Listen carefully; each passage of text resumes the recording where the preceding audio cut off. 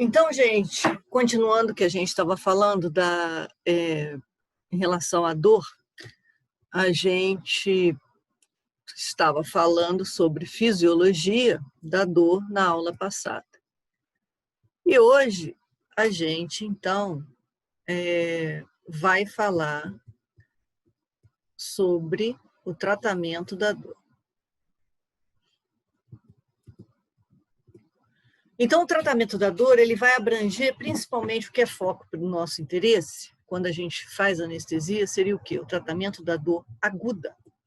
Então, a gente tenta, a qualquer preço, impedir que o nosso paciente, que vai ser anestesiado ou no seu pós-operatório imediato, sinta dor. E, além disso, o nosso foco, como anestesista, é o quê? Tratar a dor aguda, prevenir que ela apareça e prevenir também o surgimento da dor crônica, que virá em consequência de uma dor aguda maltratada. A gente vai falar um pouquinho depois sobre isso. Então, quando você vai definir dor, a gente define dor como uma experiência sensorial, emocional, desagradável, associada com dano tecidual real ou potencial. Dividimos em dor aguda, dor crônica. E a função da dor aguda, como a gente já sabe, é ser um alarme de proteção. Vocês lembram que a gente comentou na aula que passou sobre as vias de transmissão da dor: transdução, transmissão, conscientização e a via descendente inibitória. Um fator muito importante na gênese da dor aguda é a neuroquímica dessa transmissão.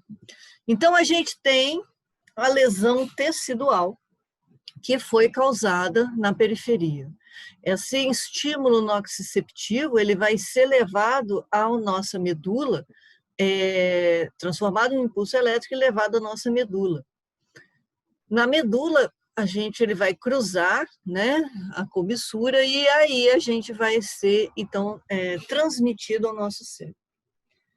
E uma parte do que acontece que determina essa dor aguda é exatamente essa lesão tecidual e essa liberação de mediadores inflamatórios a nível medular. Então, vocês observam que a gente tem a lesão tecidual, a gente vai ter a migração de plaquetas, neutrófilos, fibroblastos. Nós vamos liberar mediadores, e a gente viu que os mediadores principais da dor aguda são o glutamato, a substância P liberada principalmente quando você tem dor crônica, e a gente tem todas essas citocinas e interleucinas que vão ser liberadas nessa sopa inflamatória que acontece a nível medular. Então, vocês observem aqui, olha, já dando uma atuação de como funciona o corticoide, como funcionam os anti-inflamatórios não esteroidais. O corticoide, vocês observam que funciona como um anti-inflamatório, inibindo a produção e liberação de prostaglandinas, e também age no fator de necrose tumoral alfa, sendo, então, mais abrangente. Então, aqui, para a gente observar, já mostra uma atuação desse tratamento.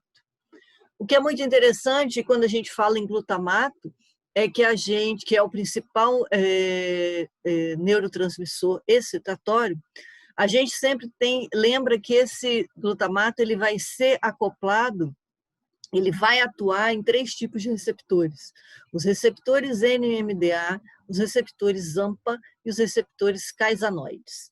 E esses 3 tipos, onde os principais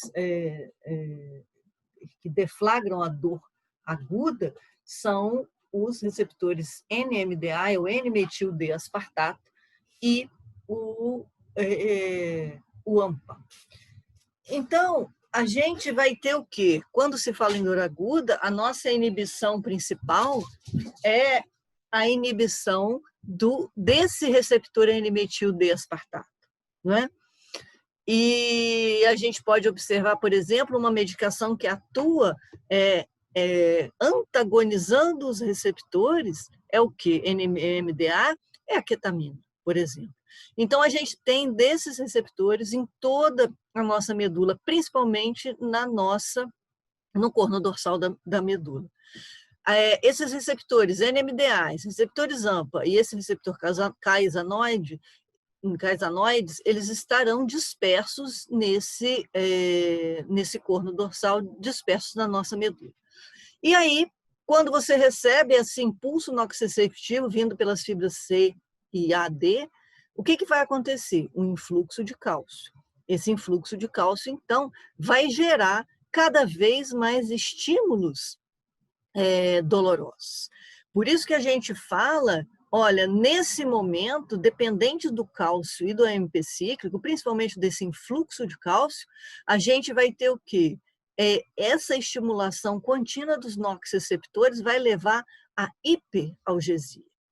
Então, essa hiperalgesia, ela é controlada quando você faz o quê? Quando você bloqueia de uma maneira efetiva nas primeiras 24 horas esse estímulo doloroso. Então, todo mundo já deve ter ouvido que é uma frase assim, se você tem dor de cabeça, cefaleia, você tem que começar a tomar uma medicação nos primeiros 15 a 20 minutos, porque senão depois a dor de cabeça não vai melhorar. E isso acaba sendo verdade porque o grande estímulo dos noxoreceptores pode levar à hiperalgesia e está relacionado a esse influxo de cálcio. Esse influxo de cálcio em relação à dor aguda, nós temos o bloqueio do magnésio. O magnésio ele vem sendo estudado como tratamento de dor, a infusão contínua de magnésio. Por quê? Porque o magnésio ele faz o bloqueio, ele bloqueia esse influxo, essa saída de cálcio. Então, está a explicação da tentativa de tratar dor no receptor NMDA, impedindo o influxo de cálcio, impedindo, então, a liberação dos nossos neurotransmissores, no caso, o glutamato. Outra questão que se apresenta, vocês podem observar, é as aminas simpaticomiméticas, que tem a liberação de noradrenalina, que vai, principalmente de noradrenalina, que vai perpetuar e estimular esses noxoreceptores. O que se fala hoje é que eles acreditam que existe o envolvimento do óxido nítrico. Principalmente em relação às enxaquecas, a gente tem o envolvimento do glutamato, como a gente sabe, da dor aguda, a liberação todos esses fatores, vocês observam, bradicininas, as citocinas, as primeiras interleucinas a serem liberadas quando você tem um trauma é a interleucina 6 e a interleucina 1. E todas essas citocinas inflamatórias, elas vão ser liberadas e o que se fala é que hoje, em relação à enxaqueca, por exemplo, a gente tem a participação do óxido nítrico. Se vocês lembram do óxido nítrico, ele faz a regulação da vasodilatação, principalmente a nível cerebral, nesse caso, fazendo o quê? Você tem a liberação de todas essas interleucinas e a liberação desse óxido nítrico vai fazer uma alteração nessa reatividade vascular, perpetuando, então, a enxaqueca. Então, acredita-se que nós temos a participação dessas glutamato, receptores NMDA, N-metil-D-aspartato, receptores AMPA e a liberação do óxido nítrico, que faz parte da gênese, da fisiopatologia da enxaqueca. Então, a gente tem a liberação de todos esses liberadores, mediadores inflamatórios, que vão perpetuar essa inflamação. Então, a gente observou que a dor não tratada inicialmente e adequadamente pode permitir o que a gente chama de hiperalgesia. E isso deve ser, a hiperalgesia pode ser um fator causal para a dor crônica. O que é dor crônica? A gente vai definir como dor crônica uma dor que persiste por mais de 4 meses e com origem na cirurgia. Tem alguns critérios que definem a dor crônica e a gente vai falar propriamente sobre isso daqui a pouquinho. Então, aqui a gente tem a transdução, a transmissão e a modulação lá na medula. Essa parte da mediação inflamatória causada pela dor aguda. E a gente vai, então, ser levada ao nosso cérebro, onde vai ser a percepção e a atuação, a potencialização, principalmente dos interneurônios inibitórios, que vai acontecer a liberação dos opioides endógenos e das encefalinas, de endorfinas, que vão tentar diminuir esses estímulos nociceptivos. Mas a dor, além de toda essa questão fisiológica de liberação dos seus mediadores, da sua transmissão, ela causa alterações funcionais. Então, a gente já viu o que acontece, porque a gente tem uma rede na nossa formação reticular, que é uma rede neuronal, e que vai atuar aumentando a pressão arterial, aumentando a frequência cardíaca, aumentando o consumo de oxigênio, porque você vai ativar, principalmente na região do tronco cerebral, onde está essa formação reticular, que é uma rede neuronal que abrange toda tronco, ponte e bulbo, nós temos essas alterações causadas por essa dor aguda. Então, quando você tem dor, você vai acabar liberando essa liberação neurohormonal adrenérgica, que vai também perpetuar essas manifestações clínicas. Quando a gente fala hoje em anestesia geral para grandes cirurgias abdominais, está bem fundamentado que há um bloqueio associado, uma anestesia local, com bloqueio subaracnoideu ou peridural, com bloqueio do neuroeixo, está bem fundamentado que você vai diminuir todas essas alterações causadas pelo estímulo nóxico.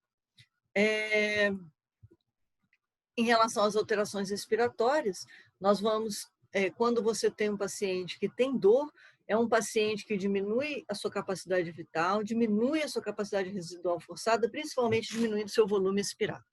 Então, a gente tem um grupo de pacientes, por exemplo, se você vai fazer uma incisão subcostal para uma vesícula, uma colecistectomia aberta, ou um paciente que vai operar uma grande cirurgia abdominal.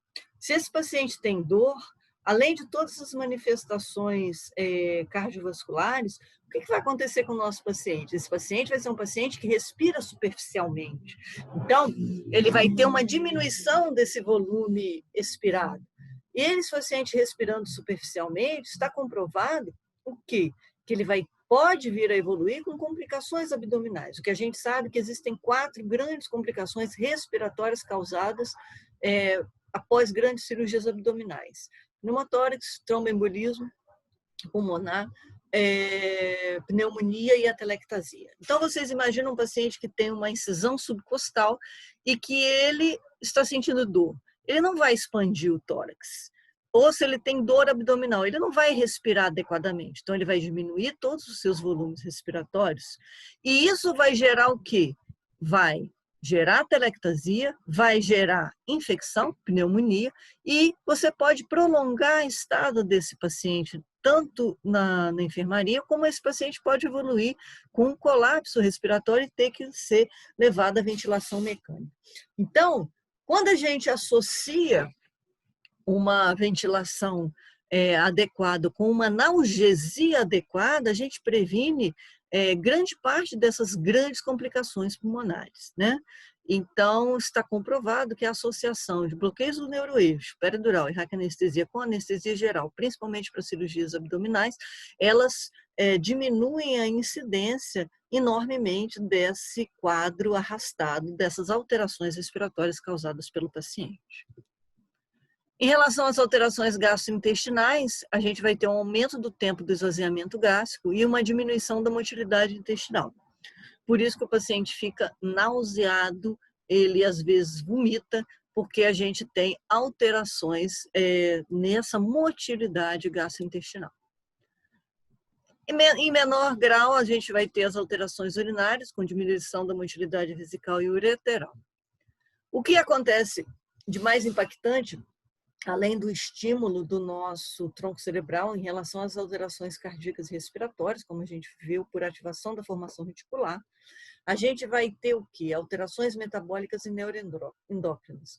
Então, quando você tem a transmissão em que você passa pela formação reticular e chega até o tálamo, o tálamo vai enviar esses estímulos nociceptivos principalmente ao hipotálamo.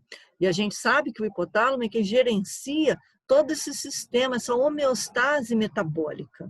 Então, ao estimular o hipotálamo por causa do seu estímulo nociceptivo vindo da periferia, você vai ter uma série de consequências, como aumento do cortisol, aumento da CTH, aumento do glucagon e a secreção de catecolaminas.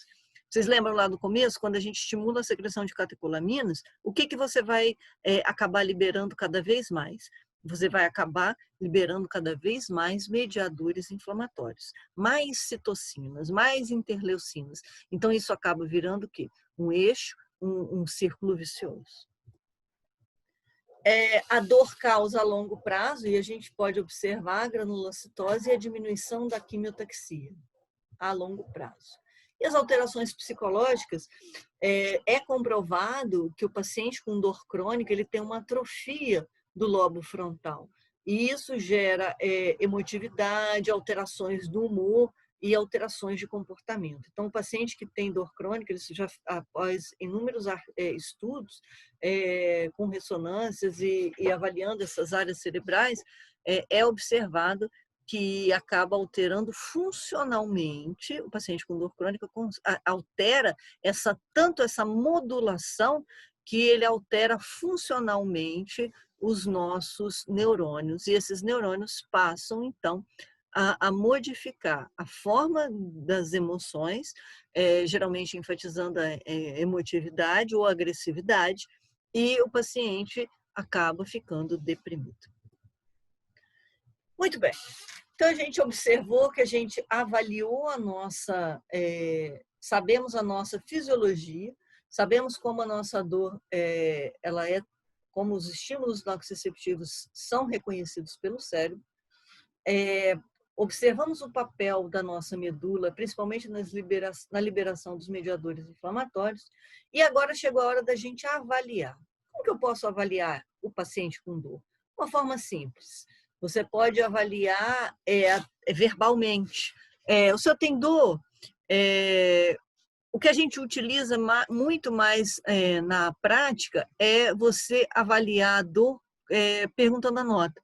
Se o senhor pudesse dar uma nota de 0 a 3, qual nota o senhor daria? E vocês observem que eu acho que é uma correlação muito interessante você falar, muito bem, o seu paciente ele está dizendo que tem dor severa. O que você espera encontrar na sua avaliação fisiológica? Ou seja, você espera que você tenha taquicardia, aumento na frequência respiratória, você tem aumento na frequência cardíaca, aumento na frequência respiratória e aumento na pressão.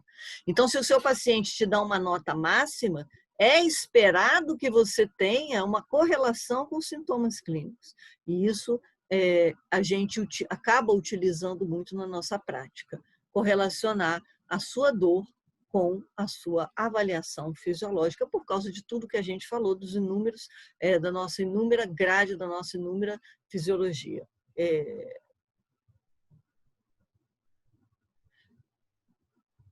Então, a gente pode, eu gosto muito de usar essa escala, que é a escala de intensidade da dor, que eu dou de 0 a 3 sem dor, de 3 a 7 dor moderada e acima de 8 dor intensa. Então, eu gosto muito de utilizar, eu acho que é fácil, e essa escala pode ser utilizada, ela pode ser utilizada principalmente em crianças. Então, essa escala de intensidade da dor você pode imprimir, mostrar. Hoje a gente mostra no celular, que é muito mais simples. Quando eu comecei a fazer residência, a gente tinha umas reguinhas com essas carinhas e a gente botava, colocava essas na frente das crianças e as crianças davam a nota. Mas hoje é muito mais fácil, a gente pode colocar isso na internet e mostrar no celular, e o seu paciente pode dar a dor de 0 a 10. Então, façam como vocês acharem. É importante quantificar a dor. Para quê? Porque você fez a medicação, será que essa dor melhorou? Então, eu tenho que reavaliar. E é muito mais objetivo a gente quantificar através de um número. Então, você avalia a dor do seu paciente, sem dor, média dor ou pior dor. E, então, você medica. Após a medicação, o que você vai fazer? você vai reavaliar novamente o seu paciente. Muito bem, quando o paciente é orientado, é muito tranquilo que a gente consiga fazer isso, né? Mas quando a gente tem um paciente, por exemplo, com demência, como é que você vai avaliar? Por isso, a gente vai avaliar com os nossos parâmetros clínicos. Por isso é importante saber como tratar seu paciente, você ter a sua base na fisiologia, saber tudo que pode acontecer. Então, a gente tem essa escala, que é uma escala utilizada pelo PAINAD, e a gente consegue avaliar. Outra muito difícil e muito atual, nossa residente está até fazendo essa avaliação do nosso paciente, é a escala BPS. A escala BPS é utilizada no paciente sedado, entubado no CTI, e que ele começa a ter aumento da pressão arterial, aumento da frequência cardíaca, aumento da frequência respiratória. Você não sabe se o paciente está bem sedado, se o paciente está com dor, se o paciente apenas não está curarizado, está brigando com o respirador. Então, a aplicabilidade da BPS ao avaliar o seu paciente no CTI, eu acho que é uma coisa muito interessante. Então, a gente tem esses 3 parâmetros, a expressão facial, o movimento dos membros superiores e o conforto com o ventilador mecânico. Você vai avaliar, pontuar, e você, então, vai, se você encontrar uma medida, essa pontuação acima de 8, você, então, vai tratar a dor desse paciente através dessa escala. Então, acho que é uma coisa que estamos implantando, é a validação dessa BPS no paciente entubado no CTI. E aí eu tenho o meu dia a dia, que é o meu paciente de dor aguda, que ele está sendo operado. Então, o meu paciente, eu quero resolver o problema dele, ele vai ser operado, eu quero que ele sinta o menos dor possível, e eu quero que o meu paciente não evolua para uma dor crônica. Então, a gente tem a escala de analgesia da OMS, um analgésico comum, adjuvante, o adjuvante opioide fraco e um opioide forte. O que a gente seria o 4º passo da nossa escala, seria o bloqueio intervencionista da dor, onde você faria bloqueios com anestésico local associado a todas essas medicações. Então, nós temos o nosso analgesia multimodal, que seria o mais indicado para o nosso paciente. Nós vimos que nós temos de 4 a 5 vias de transmissão da dor, e a gente, então, ao fazer analgesia multimodal, você vai, em cada medicação que você utilizar, você vai atuar em uma via de transmissão. Muitas vezes nós temos, como por exemplo, os opioides, eles atuam em todas as vias de transmissão. Os anti-inflamatórios não esteroidais, o próprio corticoide funcionando como um anti-inflamatório, ele vai diminuir o quê? A sopa inflamatória, a liberação de mediadores inflamatórios. Os analgésicos fracos, quem são? Paracetamol e dipirona, inibe a produção de prostaglandinas e inibe também a enzima do metabolismo do ácido araquidônico, a COX-2 e a COX-3. Os anestésicos locais vão atuar principalmente nas 2 vias, transmissão e transdução. E a gente tem agora essas novas medicações, a clonidina e a ketamina. Dos centros superiores, na nossa conscientização, a gente vai utilizar o opioide. O opioide atua em todas as fases. E a ketamina e os agonistas alfa, como o Precedex, eles vão atuar principalmente no corpo dorsal da medula. Então, eles vão fazer o quê? Estimular os neurônios inibitórios de segunda ordem e diminuir o influxo da periferia de estímulos nociceptivos, principalmente das fibras C e A delta. Como administrar o analgésico, analgesia sistêmica? Oral, sublingual, nasal, retal, subcutânea, muscular e venosa. Quando o nosso paciente está em dieta zero, ou vai operar cirurgias, ou vai ser submetido a cirurgias abdominais, as vias orais, a via oral, ela acaba sendo, não sendo a de escolha.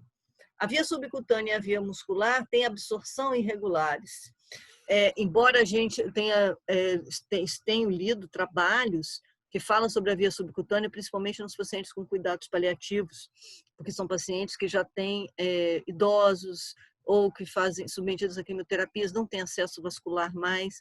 Então, eles têm alguns trabalhos, principalmente em algoritmos para padronização dos cuidados paliativos de pacientes idosos e com câncer. Então, é bem interessante. Eu sempre fui muito cética em relação à absorção muscular e subcutânea, que eu acho que é uma absorção muito irregular, mas existem algumas medicações e esses algoritmos, esses trabalhos vêm mostrando até com administração de infusões de ringue lactato, de soro, porque os pacientes a gente não consegue acesso venoso mais para eles. Em relação à outra via de administração dos nossos analgésicos, a gente tem a analgesia regional, a peridural, a subaracnoide e o bloqueio nervoso periférico. O que tem ganhado muito campo hoje em dia são os bloqueios periféricos associados ao uso do ultrassom. Então, a gente tem uma grande gama de bloqueios, como o TAP-block, agora o bloqueio do transverso torácico para a incisão esternotomia na cirurgia cardíaca, o bloqueio do o eretor da espinha, que você faz a nível nas costas, e também tem sido promissor, o bloqueio intercostal, todos eles associados ao ultrassom, bloqueio de plexo braquial para cirurgias do ombro, cotovelo, antebraço e mão.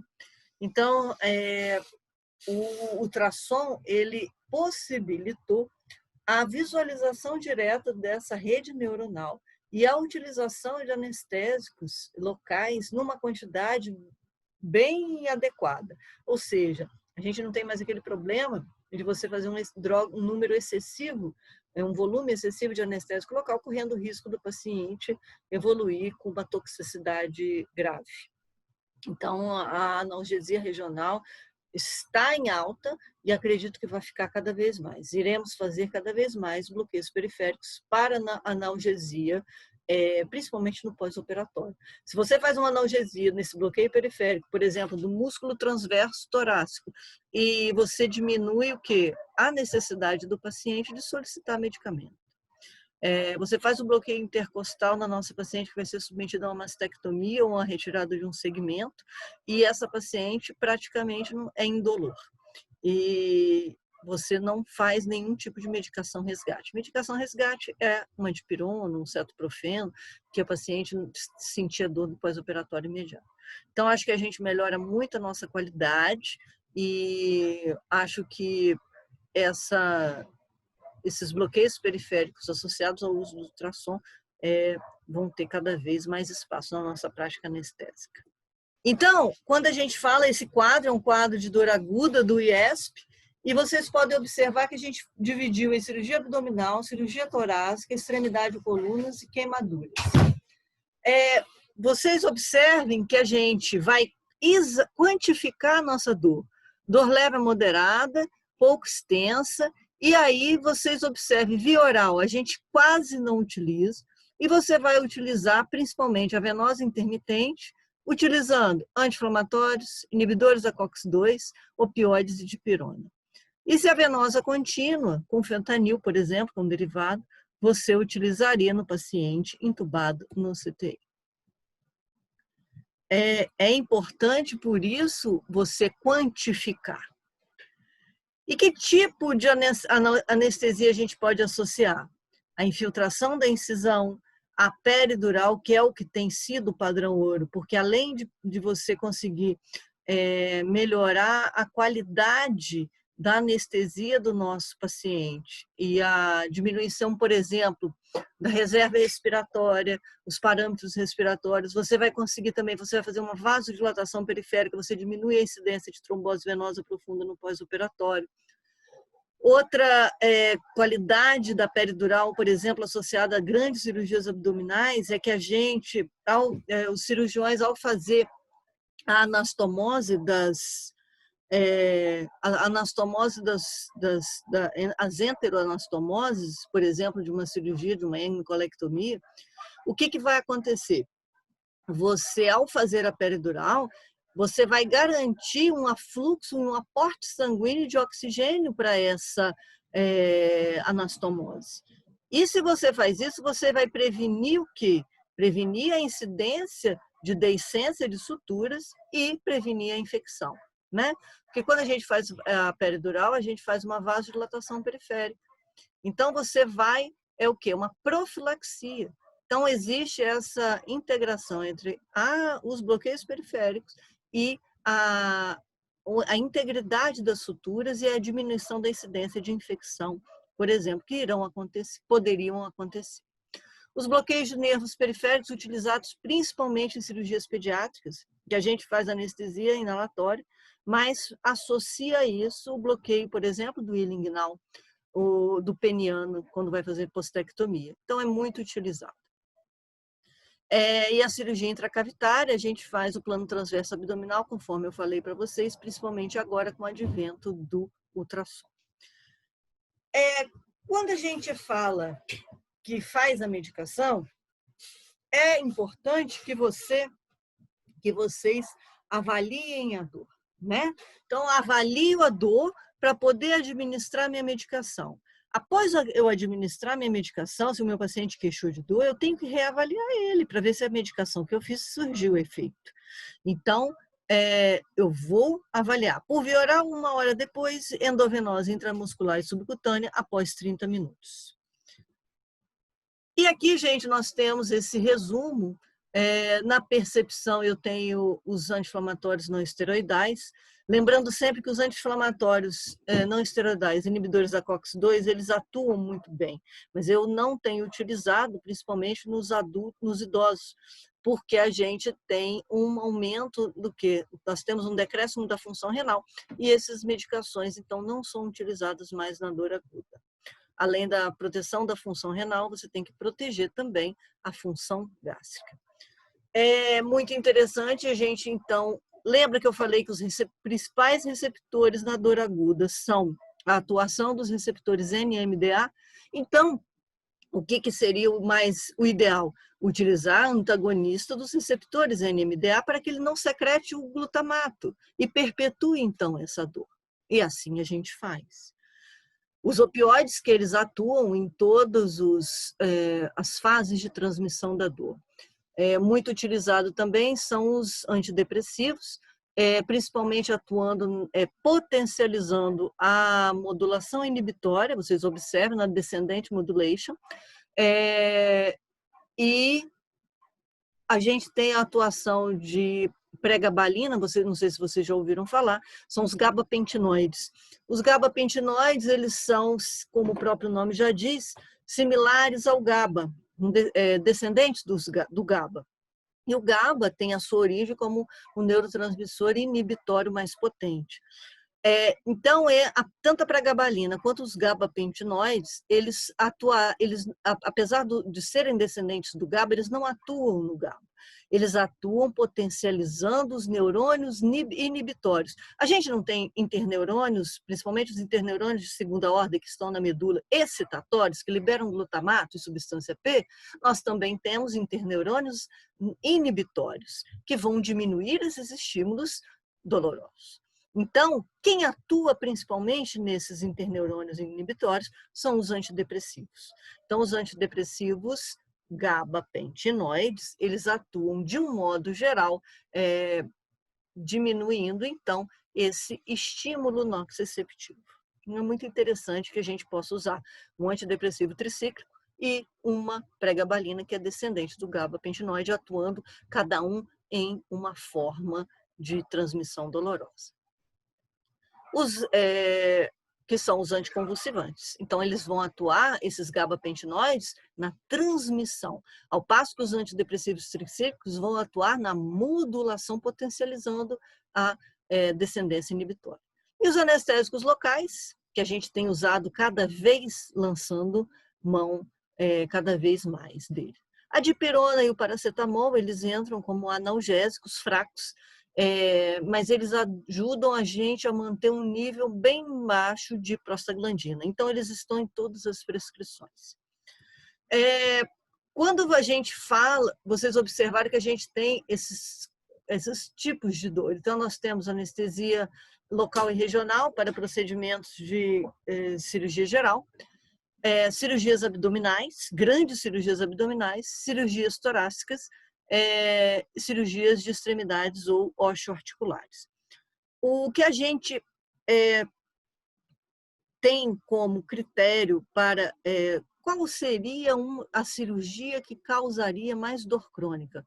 Dor crônica, dor que fique dolorosa a vida toda ou por mais de 6 meses.